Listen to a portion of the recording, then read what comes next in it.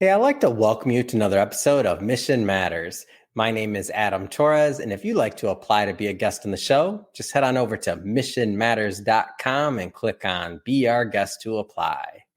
All right, so today is a very special episode. We have Dave Tier on the line, and he's an author in one of our upcoming books. And for those of you that have been watching this show for a long time, you know I love a good author interview, and I love to interview our authors.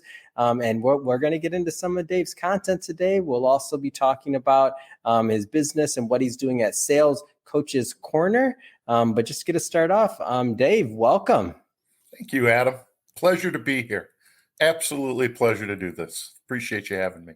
All right, Dave. So excited to get into really sales, get into some of the things that people watching this should know. A lot of entrepreneurs, executives, and experts watch this, and we're always looking for sales tips, sales advice, and really just insight into how to provide more value into the marketplace, because that's what you're doing with a great, well-oiled sales machine.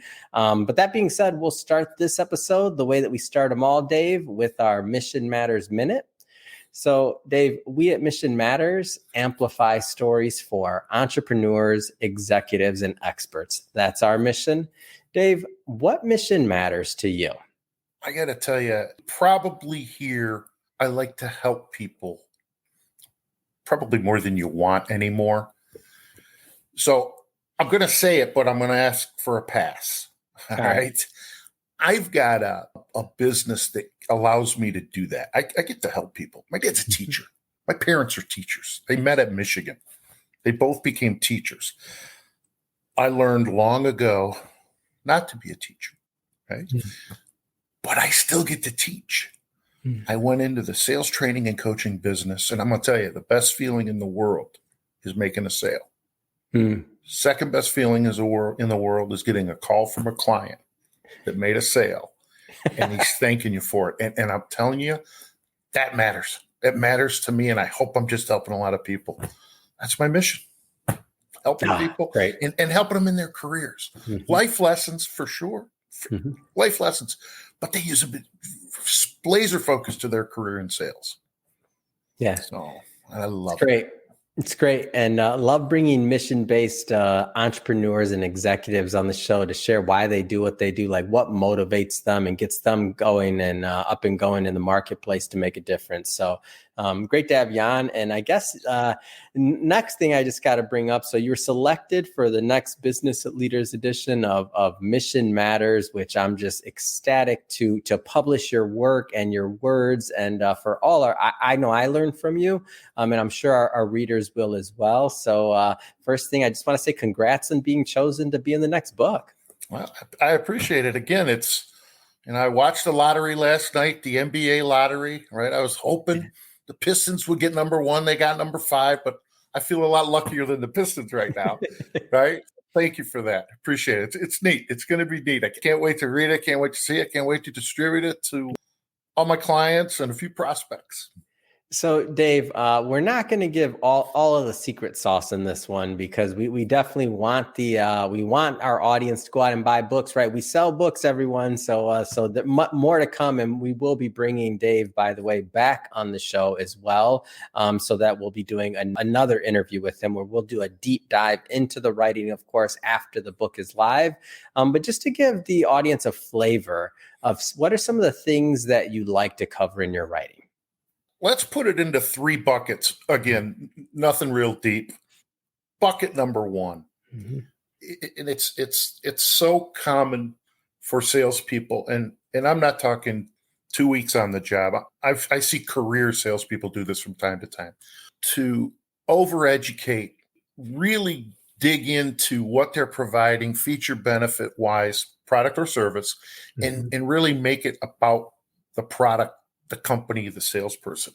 And I'll tell you, if I could say anything to help folks run the opposite direction of that and make it about the problem, right? Sell to the pain, a big fancy word, sell mm-hmm. to the problem. That's number 1. And these are in no order, but that is a pretty good number 1. Number 2, there's a reality in this business, Mhm. in the sales business, in many businesses. In sales, is this thing going to move forward and turn Mhm. into business, or is it not? Hmm. I'm a giant fan of getting to that reality. And if it's not, don't waste the time Hmm. practicing another quote. There's no need to work on something that isn't going to happen just because you've got to fulfill a pipeline, just Mhm. because you've got a boss wondering how busy you are. Right? Mhm. So many people waste time on opportunities that will never grow fruit. Hmm. Look busy, keep their boss happy until it's time to measure. And, Hmm. and then there's nothing to count on. So number one, don't do old school, feature benefit dump. Number Yeah. two, get to reality. And the reality might be you don't have an opportunity. It saves time and money. Hmm. And number three, be a master of setting expectations, a Mhm. master of driving the bus. You do a fantastic job of this, Adam. I've watched you a number of times. You run the interview without looking like a control freak, but it is all your show. And that's what has to happen in sales. We need to direct the ship, drive the bus Mhm. without looking like we're doing anything. And control's a funny word, but it's a Yeah. very subtle control. I mean, those are three real thick threads woven through this material, and it'll be woven through the book as well. It's awesome. And I mean, one of the reasons I like talking to you, I mean, there are many, but one of the reasons is because, you're a true craftsman when it comes to sales. And a lot of times, and I want to take a moment to maybe speak to that younger generation. And I don't mean, or maybe even, individuals that are considering a career in sales that maybe are pivoting from another career. There's a lot going on. We're recording this in 2022. Lots of sales opportunities and positions out there, but I feel like a lot of people don't maybe understand the idea of it being a craft, and being a true career and something that can be very lucrative, but also very fulfilling. So maybe, talk for a moment or two to that next group, and it doesn't have to be just by age. It could be by, changing careers or other things like that, but individuals that are considering a career in sales, maybe talk to them a little bit. Very good. Well, I don't know if it happens daily in my world, but Yeah. certainly weekly. I've got my kids are at the age right now where they're 2-3 years into their careers, but a lot of their friends are starting careers. So oftentimes it is a friend or an acquaintance of theirs, and we discuss it. I'm always quick to, because I am going to put this in two different categories, Adam. Mm-hmm. If I'm talking to the younger generation that doesn't Yeah. have experience and they don't know what they love, it's a funny thing to say, but if you don't know what you love, you got to try some different things, try some new things. For sure. Understand it's not going to be easy, number Mm-hmm. one. Number two, understand the rejection involved is incredible.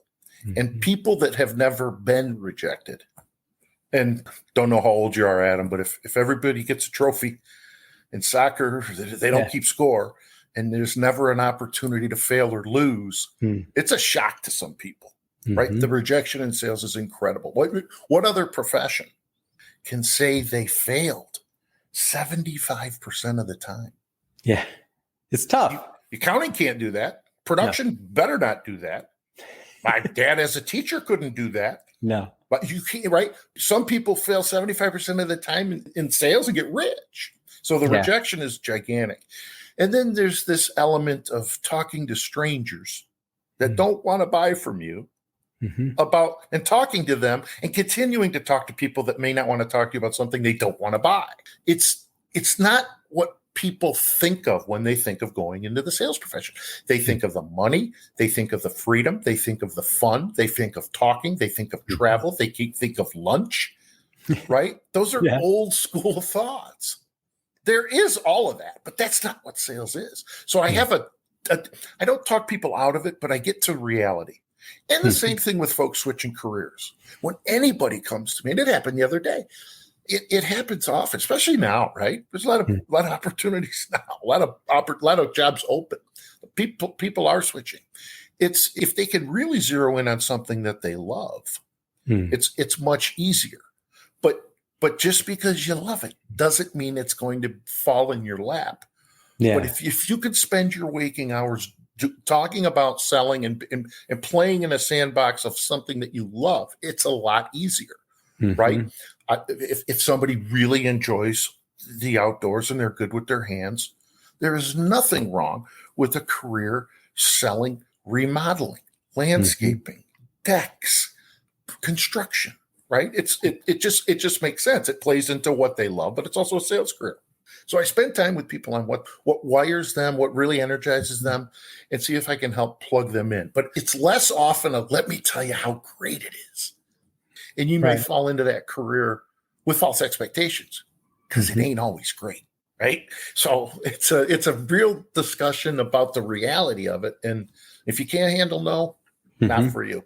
If you don't like prospecting and hunting for business, not for Mhm. you, right? So Let's take, I think it's great advice. And I still remember some of the first companies I worked for, some of them were amazing. Some of them weren't always the best because I was, in that younger stage of learning about, what my opportunity was going to be and what I liked. And, a lot of times you think you want one thing and then you end up wanting another. So that's the life part of it. But maybe speak to a moment on just like when you do find an opportunity, and I don't mean compensation package. I don't mean, getting too granular, but what are some of the things that you believe make for a good sales opportunity for somebody to look a step further, whether it's company mission or just in general? Like, what do you think is a good sales opportunity? Because I feel like that's the next thing. Somebody says, okay, I want to try a career in sales, and then they're like, but I don't know exactly where to start, right? yeah, a few things come to mind, and I'll start with that company mission for sure. Yeah.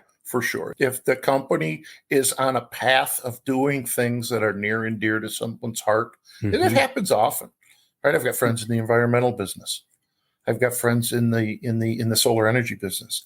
I've got friends, and it's interesting. I just mentioned two things that I'll tell you earlier on in my career. I didn't have any clients in that world. So if the mission fits your being, that's great.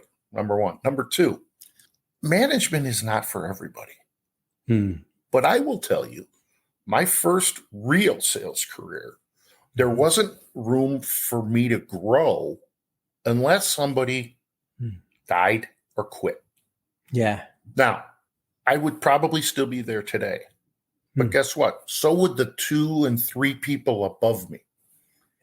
Doesn't mean, like, again, it's not the only thing, but if you're going to move up in a career in sales, you better pay attention to what's above you, because if it's your buddy and that's fine and you work together, that's great. So look at that. Look at the price point and study the competition. If nobody is buying what you sell, your company, if nobody is buying it, there's a reason. Is it not marketed properly? Is it not priced properly?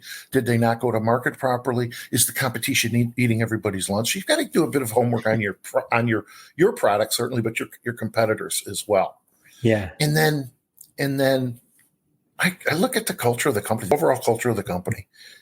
Some cultures are fantastic. I have some clients right now. I love the culture of these companies, and it's no question where it comes from.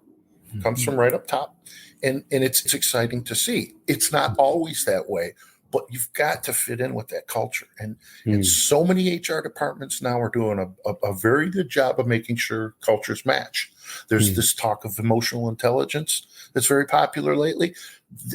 If that company screams emotional intelligence and you have only intellect and no emotional intelligence, it's probably not going to fit, probably not going to work out.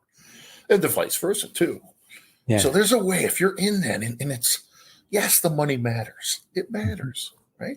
I see if you're in sales and money isn't in the top 2 or 3 reasons you're in the business, it's probably not the right reason to be in the business. Money's got to matter. Yeah. Especially with all the work that you have to do. People don't think it's true. work. People don't think you got to work in sales. It's work, and it's true. And if the money's not there, I mean, I always tell people, like, mission's awesome. It's what gets you in the door, and it's what keeps you there. but it's really tricky if you obviously you have to feed your family, right? You have to make sure that you're meeting your obligations and that it's a win-win scenario. And it's nothing against the business or the owners or anything like that. It's just you have to do what's right for you and for your family. And if you're thinking about it from a long-term career standpoint and not just like a stop along the way, then you'll probably and possibly get yourself into less maybe dead ends in terms of things that probably weren't going to work in the first place. Great observation. That's a great observation. So Dave, I want to switch it up here. I do want to spend some time talking about Sales Coaches Corner. So first off, tell us a little bit more about the business. We're a systematic approach to selling, right? I'm in business. I go to or do these Teams and Zoom sessions where I train a systematic way to approach selling. I put science to a very artful profession. Do this, do that, say this, say that. Yeah. Now I've been doing it for 30 years. I've developed probably 400 or 500 hours worth of material. So I have a lot of material. Not everybody gets the same material. They get what they need. So we assess ahead of time to find out where the best growth will come from. And the programs are customized to each company. It's generally a company in in 4 or 5 different categories. Real competitive business. Face-to-face relationship sale, not telemarketing necessarily. Certainly not online sales. So a competitive business, face-to-face, high price point, lots of competition, and the cost to win the business is high. Like I've got clients that spend $50,000, $60,000, $70,000 to put the quote package together. Wow. To go out and not win the business. So the cost of doing business is high. Yes. So in that regard, the first 3 things I said, make sure you don't just dump information all over everybody. Make sure you manage expectations well, and make sure you get to reality quickly, right? The cost of doing business would cause one to get to reality very quickly, because if it's not going to work, I want to save that $75,000 and go spend time on business that's more likely to come my way. Right? So it's a systematic approach to selling, supported by one-on-one coaching, where people call, text, email me to put tactical skill building to the lessons that were taught in the class. So it's almost like, your first base coach teaches you how to steal base. Oh yeah. Practice. Oh yeah. Because you're going too far. You're going to get picked off. Too far. And he says, come back. Okay. Now take a step. All right. Watch the pitcher. Go. Yeah. Right. It's that's training. Yes. Then we get in the game. Now, first base coach could still say all that stuff. Of course. Right? But is he going to tip off the first baseman? Is he going to want to tip off the pitcher? So in the game, it's more tactical and practical. So I teach the material, classroom style, if you will. And then I leave for 2 weeks. Come back, teach another module. And while I'm gone, they have access to me for coaching over the phone. Hey, Dave, I got one.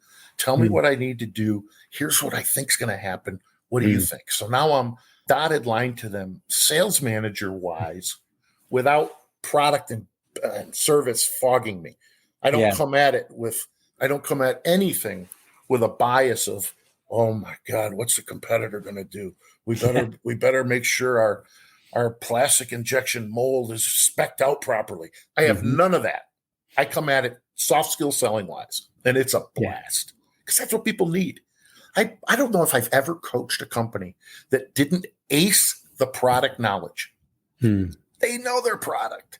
Everybody knows their product. And that's part of the problem. That's what they spend time on. Let's bring in the product training specialist. Well, that's good. You've got the product down. Now let's start learning how to talk to strangers. Let's start learning how to prospect. Let's start learning how to connect and engage and ask questions, set expectations, ask for referrals, handle objections, all this stuff that most people think is a piece of cake. I put systems to all of that stuff. It's great. And one of the things I noticed, so when you're talking about like being prepared for the sales, as you mentioned, and saving that 70,000, getting to the no, or if they're not, that wasn't your exact word, getting to the no, but it was getting to see if something could happen, right? Yeah. In a sales process. Now, you mentioned a pretty, large example where, so some people that watch this are going to say 70,000 just for the proposal. Wow. Right. Yeah, that's So not what I do. Bring that maybe down also to the small business owner, because I feel that, for those large companies like that, maybe have that bandwidth for that 70,000 and maybe to not hit all of those because they know there's a rate there. They have some room for error there, but I find that a lot of our small business owners spend way too much time when they have, let's just say, a shorter runway on deals and on things that aren't necessarily going to maybe ever work out. And by the way, when I say that, I'll pick on myself first. Like that was one of my initial wrong things in many businesses that I've started in the past that failed, right? Like I'm on Mission Matters is like probably like number 20, and we finally hit one, right? Maybe I'm a little slower than some of the entrepreneurs out there, but finally hit one and finally found my groove and my calling there and have an amazing team around us. But would you start when you were 8? Actually, I tell this story. Hold on, let me tell you about the first business. It was folding socks when I was 5. I got 10 cents a sock. Come on. I love that. I've been working since I was 5. That's what I like to tell people. I had a siding business when I was probably 14. So yeah. Oh, good for you. So I've always worked. Obviously with the help of my friends and family and an amazing support system, right? Sure. So nothing's ever done by yourself. But for all sake and purposes, I learned through a lot of these experiences, well, all of them actually. And so kind of circling back to the question. Yeah. Especially for these small business owners, spending too much time on that thing that maybe is not going to work. Think about this. It's their life. It's a lot of times it's their invention. It's their idea. Now I'm Bob or Karen, and I have this invention, and it doesn't matter what it is. Somebody asks to learn about it. Oh my God! She said she likes me. What are they going to do? They're going to tell them about it. Yeah. Right. The least bit of interest. Yeah. It gets in their mind gets expanded. Oh, wow. Mm-hmm. They want a proposal. They want a quote. We better make it good. A lot of startup companies in the Detroit area. And believe it or not, a lot of tech startups. Yeah. Right. We're not Silicon Valley. We're not Austin, Texas, but there are a number of tech startups. Mm-hmm. And when I'm afforded the opportunity to work with those folks, it's almost like there's a cookie cutter CEO founder. Great idea. Wonderful idea. Could write it, if it's code, with his eyes closed. Knows the product so much. Pitches it, whatever pitch means. Yeah. Again, the slightest bit of interest. Mm-hmm. Now we go into, oh my God, throw everything at this. They want us. And it's technically qualified. Mm-hmm. Technically. But that doesn't mean it's soft skill qualified. Mm-hmm. Some of these folks don't even ask if they're talking to the appropriate decision maker. Yeah. Some of these folks rarely uncover, is there a budget? Mm-hmm. Are you looking for, does this fit in your budget? Mm-hmm. And we're gonna talk about this word pain, or the compelling problem that folks have. Yeah. Rarely, if ever, do they understand what the real problem is, because they're too busy talking about how great the solution is. Mm-hmm. And I'll tell you, my experience, it makes sense, but I want to help the entrepreneur that really knows too much. You got to be careful. I've been in so many situations where that company hires salespeople to do that, and they push it off to the side because it can't be that hard. And all of a sudden, they have a lower level person in sales doing what some might contend the most important work at the company, and the CEO or owner doesn't really pay attention to it.